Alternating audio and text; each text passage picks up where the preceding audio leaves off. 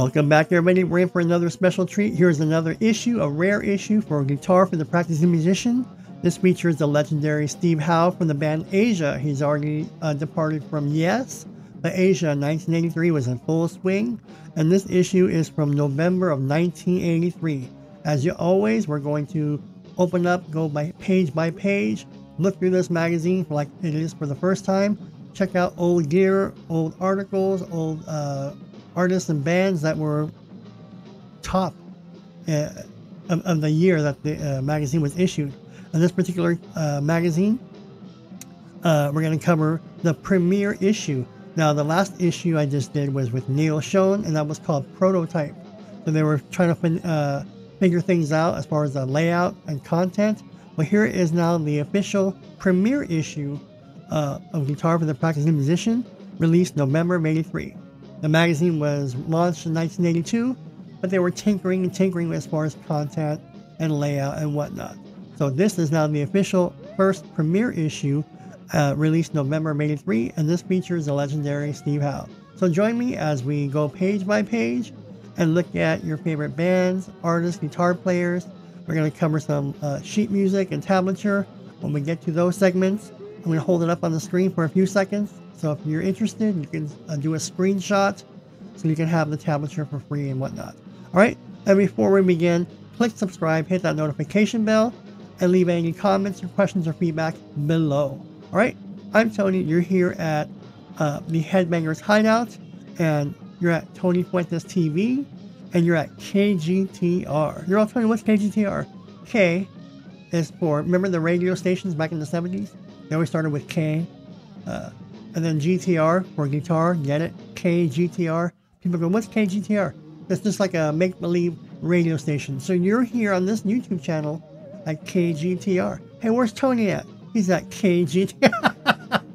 All right, let's begin, all right? We're going to go ahead and discuss and glance over Guitar for the Practicing Musician, the November 1983 issue, all right? Let's begin. All right, as you can see, this magazine has the legendary Steve Howe. He was from Asia and guitar virtuoso. So it's going to have a nice article on him. Here's some guitar sheet music that this magazine is going to have. As with Guitar for the Practicing Musician magazines always do, they have a section for a substantial amount of sheet music as well as tabs and explanations of those tabs.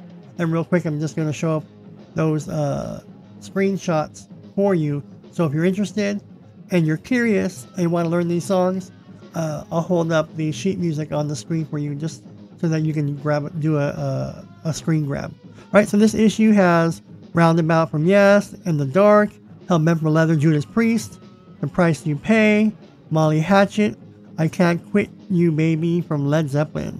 It has a Neil Schon poster, and it's got Marshall Crenshaw, Greg Kihn from Our Love's in Jeopardy, babe. Remember that song, Greg Kihn? And then Andy Summers from the Police. All right, let's go ahead and open her up.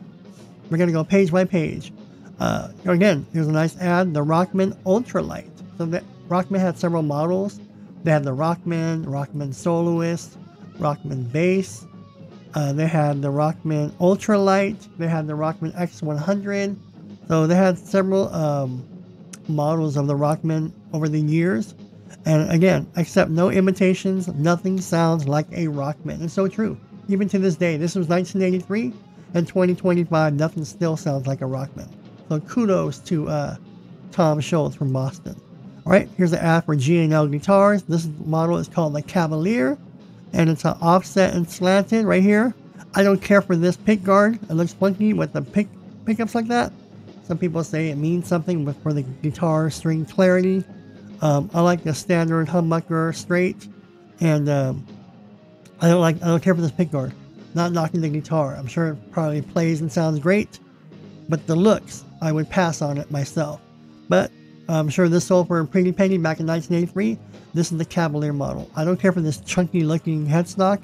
They could have routed it more to make it look better, or at least make it smaller here. But that is the G&L Cavalier. What's next? All right, this is for advertisements for Omega strings, Omega Classics. They're the best chords he ever played. So with these strings in Spanish, it's saying that These are the best chords he's ever played with, because he's playing with Omega strings. And this is Paco de Lucia. Alright, what's next? Here's the table of contents. And again, see here, premiere issue. So this issue is the premiere issue. It's like a relaunch. The Neil Sean one I just did was the prototype issue, getting the kinks out.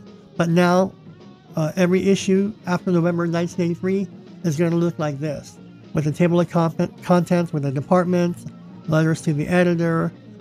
Here's some specialized publications, pull-out posters, features. Right here is the guitar sheet music and whatnot, and some other links right here. All right, so let's go ahead and open her up. Again, Ig Nobel Prize Awards, advertisements, the roots of rock and roll, originals. So if you're interested in that, there you go. All right, letters from the editor. Okay, if I blow through some of these pages, it's only because there's nothing to it. Look at this beautiful ad. These ads also are great to reminisce. Who's ever heard of the Roadmaster by Peavey? The Peavey Roadmaster? It looks like a monster, right? I can't read that far, but look, the ultimate rock and roll machine. Look at that. Look at this. So they're making it sound like it's going to be, what do you call it? Massive. And it's got all these channels right here. So let me know if you ever heard of the Peavey Roadmaster. This was very popular in 1983. Alright, so here we got a picture of David Bowie and Earl Slick. If you don't know who Earl Slick is today, just go to guitarfetish.com. I think it's Guitar Fetish. That's a guitar company, and there's a line of Earl Slick guitars in there. So he's still around 42, 43 years later. Still playing guitar, making videos on YouTube, and with his guitar company with Guitar Fetish. So check that out. Alright, look, the legendary Eddie Van Halen. This is from 1983. So there's his original Frankenstrat. Look, that Frankenstrat. And isn't it nice to see? This is 1983.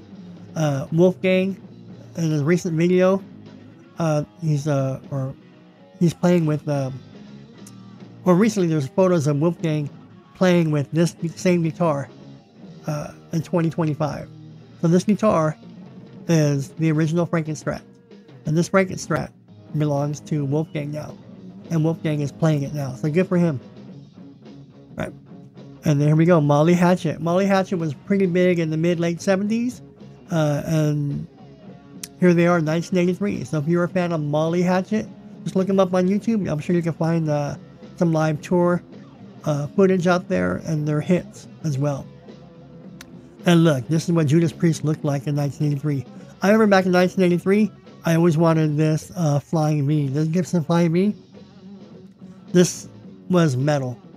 Some people don't like Flying V because it's uncomfortable to play sitting down. But I'm sure it's a dream to play standing up because, you know, why not? It's perfect. So Flying V just screams metal. I remember the Flying V with Paul Stanley and Kiss. Well, here's K.K. Downey and Glenn Tipton knocking it out of the park with Rob Halford. This is Judas Priest in 1983. Alright, so here we go. You want to take a screen grab of that? Go ahead. There's Judas Priest, Hellbent for Leather. And real fast, the way people read these back in 1983, these are the chords on your guitar fretboard right here, see? These are the chords. That's the fingering. Once you learn these chords, right, you practice these chords, then you can start where it tells you to put the chords in, like right here, there's a chord, then you play the chords and so forth. Alright, so there it is. There's that first page. There's the second page. You want to take a screen grab of Hellbent for Leather. There you go. Alright, we're going to click next. And these are the guitar licks and solos for Hellbent for Leather. So that's how that works. So, see how quick that was? So as we get into the sheet music, I'll let you see it. If you want it, go ahead and take a screenshot of it. And this way you'll have it. Alright, there's some more of the guitar licks and solos for Hellbent for Leather. Right, look at this. Creative influences. Now this is another part of the publication. Open Ears by Steve Morse. So Steve Morse was a monster guitar player back then. You're going to probably see him in a couple of covers of Guitar for the Practicing Musician. Alright, DiMarzio, hotwire your amp. With this cord, you can hotwire your amp. Alright. Channel your talents through Radian. Radian right here. So there we go. There's a nice advertisement for Radian. This is a continuation of the Steve Morse article. Guitar Secrets, the right hand fingerboard technique with Rick Derringer. Again, Rick Derringer was another powerhouse guitar player in the 70s. A lot of great guitar players from the 70s that came out. One stood out in 1978. We all know who that was. But before Eddie was unleashed to the world, you had Ace Frehley. You had Jimmy Page. You had Jeff Beck. You had Joe Perry. You had Rick Derringer. You had a lot of guitar players. You had Rick Emmett from Triumph. You had Alex Lifeson. You had all these guitar players from the 70s. All pretty good, great chops. You had Ted Nugent. You had Peter Frampton. All these guitar players with great chops. And it took one guy to just basically catapult everybody and say, look what I can do. And that was Eddie Van Halen in 1978. Oh, what a monster. All right, bass in the 80s with T-Bone Walk. He was, I want to say he was a bass player for Hall & Oates. I want to say he's a bass player for Hall & Oates. Here's Tom T-Bone Walk. Or Walk. Bass in the 80s. So if you want to learn some bass, he was a pretty good bass player. I want to say he's from, oh yeah, this is, he's going to show you playing Pastaducci. That was from, what was that band? Pastaducci from the left-hand side. I forgot the name of the band. It was a one-hit wonder. It was a big hit on MTV, and for them, Pastaducci, I forgot the name of the band. See? But it was a one-hit wonder. But there you go. Again, you want to learn the bass for Pastaducci? There you go. Alright, Andy Summers. Everybody loves Andy Summers. The Police in 1983, they were basically at the top of their game. The Listening Room. So Andy Summers, great article here. You can look at that, zoom it in if you like. Alright, Greg Kihn on the radio. Alright, Greg Kihn. Greg Kihn was also popular with 867. No, that was Tommy Two-Tone. But Greg Kihn, Our Love's in Jeopardy, baby. Who did 8675? I want to say that's Tommy Two-Tone. I think Tommy Two-Tone did 8675309. Oh yeah, I think Greg Kihn did the breakup song. Yeah, so yeah. So Greg Kihn did the breakup song, and then Our Love's in Jeopardy, and those two were his biggest hits. Right? Marshall Crenshaw. Not mainstream, but he was pretty good. Always compared with Buddy Holly because of his specs right here. But great singer-songwriter Marshall Crenshaw. That's some pretty good hits. Alright, again, more on the songwriting. Alright. Again, this magazine is different than Guitar Player, Guitar World, Guitar Player, Guitar World, Guitar Premier, Premier Guitar, whatever. It's just different because it has more sheet music. So here's The Price You Pay by Molly Hatchet. There you go, you can screenshot it. Again, you can screenshot it right there. Again, you can screenshot it right there if you like to. Here's the guitar licks and solos for that song by Molly Hatchet. So, a lot of people did buy these magazines for the free tabs. You know, it's free music.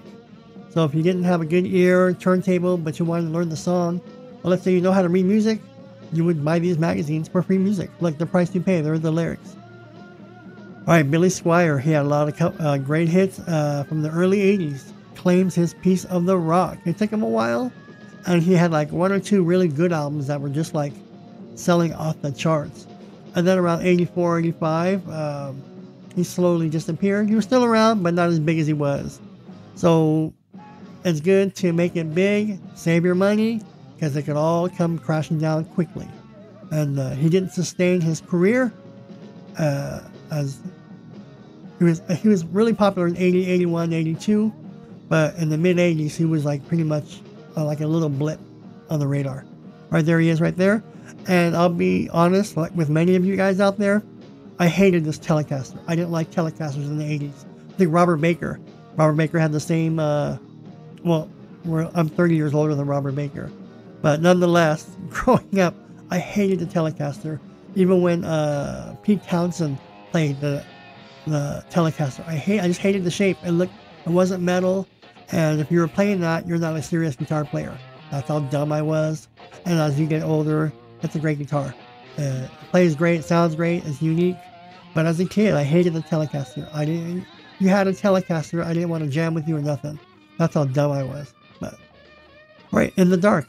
So you want to take a screen grab of In the Dark? There you go. Right, there's some more of In the Dark.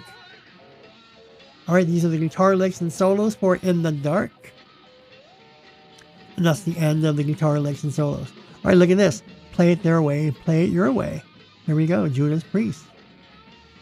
All right, here's the remaining parts of the article for Billy Squier. SIT, S-I-T, words only. New special rock and roll gauge set. All righty. All right, more In the Dark. Look, these are the bass lines for In the Dark. So see, if you wanted to be in the cover band and you wanted to learn Billy Squier's In the Dark, then that's what you would do, is just go ahead and read that. Here's the other page for the bass lines right there.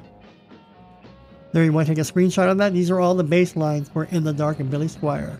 More bass lines for In the Dark and Billy Squier. A lot of bass lines on this, so you want to take a screen grab, we'll do that.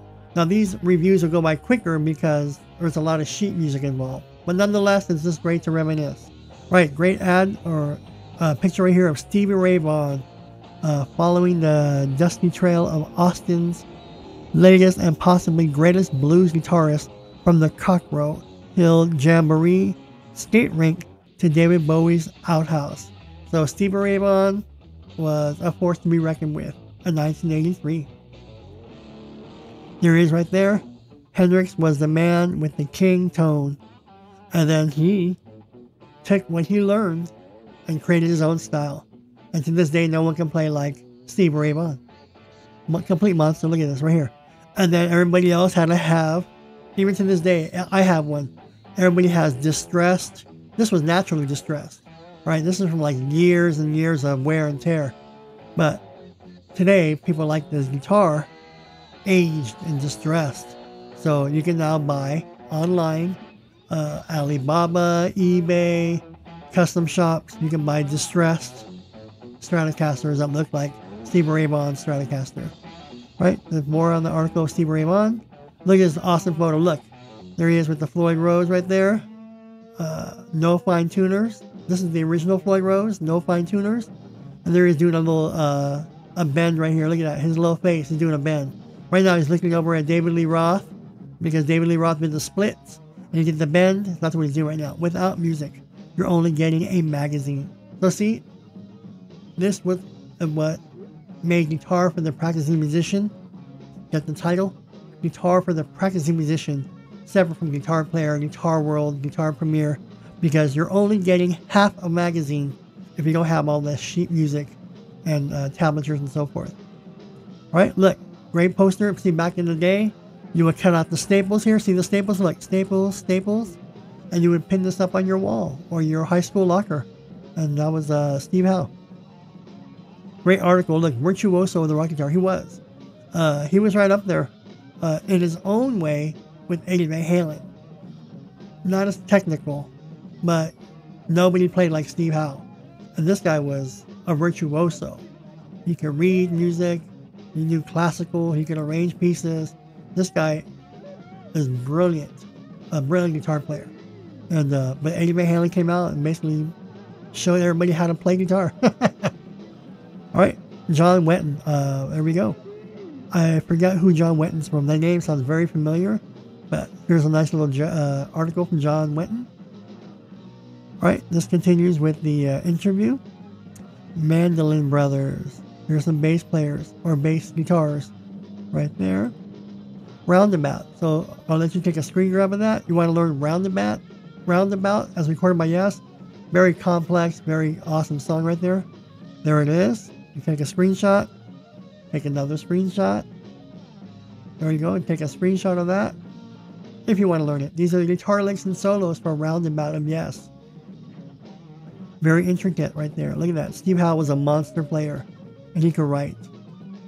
Alright, more on Steve Howe. So see, this is a great issue. If you're a Steve Howe fan, Asia fan, it was great. Now, here, see? For the practicing musician. Bass lines for the song Roundabout. You want to learn the bass with for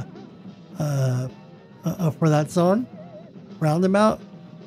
You're going to learn the bass lines of Chris Squire, one of the best bass players of all time in rock. All right, these are all the bass pages. So go ahead and screen grab. Take screenshots of those. If you want to learn. If you know how to sight read, this will be great for you. All right. Chris Squire was a monster. Look at him. All right, and then this, every issue tells you how the tablatures are explained, the definitions and so forth and whatnot. So you want to go ahead and take a screenshot of that. You can break it down yourself and you can read it. Special notes for guitar solos. I Can't Quit You Baby, Roundabout. Alright, A Touch of Class. To Metal Magazine Retailers. Alright, look at this. Robert Plant's History of Led Zeppelin. So it's pretty cool. I don't know who this is. Robert Plant. I can't read that far. But there he is right there. So. I Can't Quit You Baby. Again, more sheet music. Go ahead and take a screenshot. Alright, take a screenshot. Again. There's a guitar licks and solos for that I Can't Quit You Baby. Again, when I say that, it just means if you want to take a screen grab, go ahead and do it now. And again, I think they're going to show us the bass lines too. So that's why we're going to fly through these issues. It just has a lot of tablature. So I don't know how to read, but if I ever wanted to learn, I would definitely go through this. Look, we're still on the guitar licks and solos. Alright, introducing Robbie Blunt. Look at his little guitar collection right here. Look at the guitar collection, Robbie Blunt. Nice article there. Alright, continuation. Again, continuation.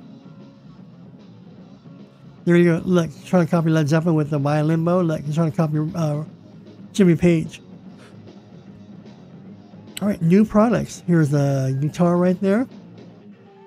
Bass strings from GHS. FX rack unit. Look at this FX rack unit from 1983. Isn't that cool? Powered mixers. So here's powered mixers in 1983. FX rack unit. New guitar strings and new guitar. Alright. What's this? I don't know what that is. Let me see what that is. Oops. Strobe tower. There we go. Alright, and then we got this 4-track, pedal, microphone. Pretty cool, huh? On the case with Barry Littman. Alright, here again, look, here's a Les Paul with a Kaler. There's a new guitar right there. We're also winding down with this issue. Guitar questions. Do you have any guitar questions for Barry Littman? Here we go. Here we go. A truly wireless. 80. 80 was the top of the game for wireless systems. Alright, plugging in. Here's the Marshall combo. Or Marshall little stack right there. Or Marshall amp rather, sorry. Here's Ampeg. I believe it's Ampeg. Or Roland Jazz Chorus. I'm sorry, take it back. The Roland JC120. The Marshall right here. Yeah, this amp was beautiful, beautiful. Probably the best chorus out there. The chorus of an amp. The best chorus came out of the Roland JC120. Other amps, you had to have guitar pedals to emulate it. This chorus was built in. It made you sound really, really good. Alright, the vinyl score. So it's talking about The Police, Synchronicity, Peace of Mind by Iron Maiden. So basically they're rating these albums, telling you how good they are. Loverboy, keep it up. I love Loverboy. Again, Texas Flood by Stevie Ray Vaughan. Spearing Tongues, Talking Heads. Play Guitar with the Stars. Santana. Zigwag Walk by Foghat. Here's Larry Carlton. All these guitar players. Bananarama. So remember, 1983 was it. More on the Robbie Blunt. Here's the rest of the Steve Howe interview. And again, 7 live covers, 20 stiffs of the 70s, dedications and whatnot. And that is almost it. We're almost at the very end. Coming next month with Words and Music. Look at Def Leppard. Look, Def Leppard. I think that's ZZ Top right there.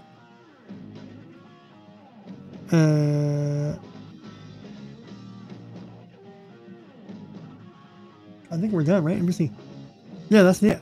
So this is the very last. This is the back cover of the issue, the 1983 Ovation series. Now see how thin this is? I love this Ovation because it was thin. I wanted to have one because it was thin, and they sounded really good when you plugged it in. The Ovation just sounded so good. So the 1983 Ovation, it was the collector series, is one guitar I wouldn't mind picking up today. I'm sure I could probably find one on eBay but it'll have to be a 1983 Ovation Collector Series. All right, so let's get back to the cover. And there we have it. So that was the November 1983 issue. As you can see, it says premiere issue. That was the premiere issue of the Guitar for the Practicing Musician, released in November of 83, having Steve Howe from Asia on the front cover. Let me know your thoughts. Do you remember this issue? How many of you collected Guitar for the Practicing Musician?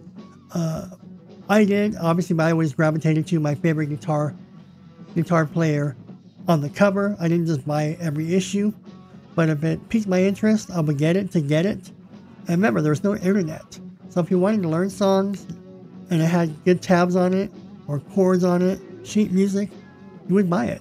And, and if you wanted to hear about your favorite band, these were more in depth than a Cream, Circus, or Hit Parader. This was geared for guitar players, bass players, musicians.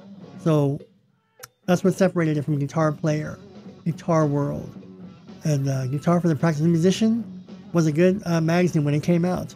And I believe they stated in 1992 it was like the #1 guitar magazine at that time in 1992. It took them a while, and they closed up in 1999, from 82 to 99. But in 1992, they were like the #1 guitar magazine in the country. All right, so let me know what you thought of our November 1983 issue. Any questions, comments, or feedback, leave them below. Give me your thoughts on the guitar players, Neil Schon, Steve Howe, Led Zeppelin, Billy Squier, Robert Plant, Steve Ray Vaughan. What are your thoughts on these guitar players? What do you remember back from 1983 from this issue? All right, I'm Tony. Thanks for joining me, and stay tuned for more videos. We got more vintage magazines to go over. We got more guitar tones coming your way. And real fast, I'll mention it at the beginning of the next video. So I won't tip my hat, but at the beginning of the next video, I will mention it.